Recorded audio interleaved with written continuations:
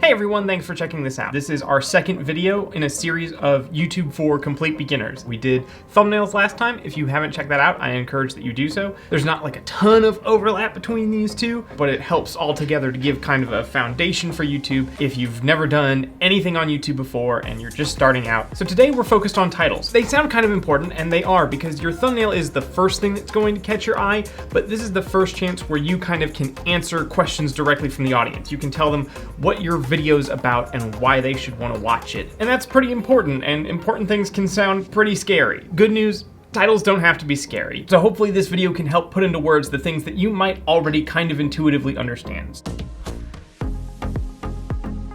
For the purposes of YouTube, a title is roughly a companion to your thumbnail in that it is illustrating what your video is about, it's representing what a person is going to watch. But whereas the thumbnail is visually exciting and really has to draw people in, the title is kind of a companion piece once their attention has already been pulled. So the thumbnail is going to be really bright and bold and really catch the eye, and then once the eye is caught, people look to the title to help them understand what they're looking at. A title does textually what a thumbnail does visually, in that it entices people to watch and tells them whether or not they're the kind of person that might enjoy this video and what it's about. Obviously, the better we do creating a title, the more likely we are to entice a bunch of different people to check out our video and make sure that those kind of people are actually the kind of people who would be interested in our video. With a thumbnail, we usually start with a particularly compelling image. With a title, we start in a different place, our keywords. So what are keywords, and how do we come up with keywords for our video? At a broad beginner level, your keywords are what your video is about. When I was in college, I interned at The Late Late Show with Craig Ferguson, which was a really cool experience, and I got to work with a lot of really cool people. One of the people that I worked with was a fellow intern who had a lot more experience in the entertainment industry, and anytime we talked about ideas, whether or not they were my ideas or somebody else's ideas, when I tried to explain them to him, he would always insist that I explain it to him in 5 words. This was an infuriating experience. It's also something that people do a lot and often refer to as an elevator pitch. Basically, a pitch that you could make in the time it takes to ride an elevator. Your keywords should basically be your elevator pitch. You should be able to explain in a few words what the most important part about this video is. So for a video like this, the keywords are going to be something like making titles for complete beginners, which is actually 5 words. I didn't test that out ahead of time, and I'm pretty jazzed. If you can summarize the main point of your video in 3 to 5 words, you are probably on the right track, and those probably make a good set of keywords. There is a whole bunch of research you can do. You could spend hours if you wanted to researching the exact perfect keywords for any given video, but at a complete beginner perspective, if you can summarize the core idea of your video in just a few words, that's good enough for now. Your keywords then naturally form a core value proposition of the video. This is why your video is valuable. This is why somebody should want to watch it. This is who your video is for. Should kind of all be roughly encapsulated in those keywords. Depending on who you are and what kind of videos you're trying to make, this might sound really easy to you, and it can be really easy. It does not have to be difficult to come up with a set of keywords or a core value proposition. If you have a really strong sense of the kind of video you want to make, this should come pretty naturally. Having really strong keywords is like having the meat and potatoes of your video's title. So let's talk then about the spices and flavorings that we add in. Depending on our audience and the specific video, having just the keywords might not be that exciting. This is going to vary from video to video. If I have a video that is base jumping off the Grand Canyon, I might not need to add a lot of spice to that. With something a little bit more common or a little bit more down to earth, we might want something that spices it up a little bit more. Let's say that you want to start a gaming channel and you want to play as your first game, The Legend of Zelda: Ocarina of Time. A lot of people have played that game. A lot of people have done complete playthroughs. If you want to stand out or set yourself apart from the hundreds of other people who have made a very similar video, you're going to need to spice up your keywords a little bit more than just Zelda playthrough part 1. Side note, there are 2 separate and related issues here. There's the competition part, which we're not talking about, where a bunch of people have done this video and maybe you want to spice up the actual video content to set yourself apart from the noise. And then there's how to set the title apart. Like, let's say in this case, you've already decided you have set your video apart in a way that you think can cut through the competition. Or if we're not setting the content apart, how we can spice up the title to still explain why you're an interesting person to talk about this video game, for example. One of the easiest ways, especially as a beginner, to spice up your titles is to leave a little bit of an information gap or tease information in some way. You'll see this happen with a lot of common phrases like, "and this is what happened." "I filled up my entire house with ball pit balls, and this is what happened." "I tried to dine and dash, and this is what happened." Questions naturally leave us begging for an answer and create an information gap that way. Will eating Coke and Mentos kill you? Can you make a bulletproof shirt for $20? Probably not. I just made that up. I don't try, please, God.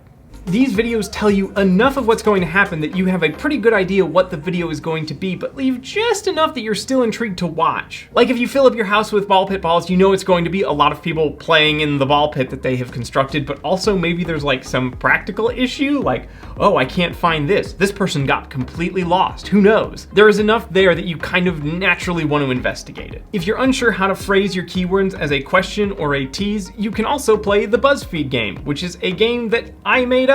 The way to play the BuzzFeed game is to take your keywords, which are basically your core value proposition, and turn it into a BuzzFeed article. These are going to wind up wildly sensational, and you're probably not going to want to use them at their base. I mean, maybe you will, and that's totally valid. I mean, BuzzFeed is big because they are very good at enticing people to click. So even if our keywords are something really, really basic, like playing through Zelda Part 1, if you're playing the BuzzFeed game, you might wind up with a title like, "This guy playing The Legend of Zelda restored our faith in humanity. This hilarious Zelda playthrough is everything we need right now. These 20 video game playthroughs are the most 2020 thing, and we are here for it." If you don't want to call it the BuzzFeed game and you don't want to think exactly in BuzzFeed terms, you can also do like a "doctors hate her" kind of ad. "This one weird Zelda video will change the way you think about romantic relationships." Depending on what your video is, you may not want to use any of those. That's completely fair. They are pretty ridiculous, but it starts to get at the idea of how you might tease something.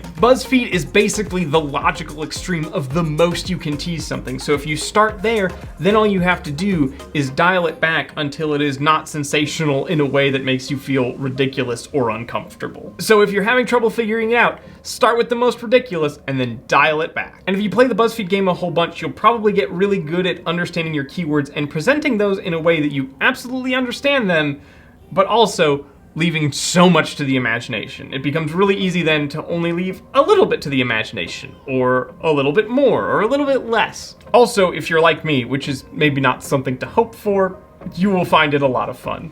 These beginner title tips change the way we think about video. This video on YouTube titles was so powerful, I had to call my mother. These 10 weird title tricks will make you the most popular person on YouTube.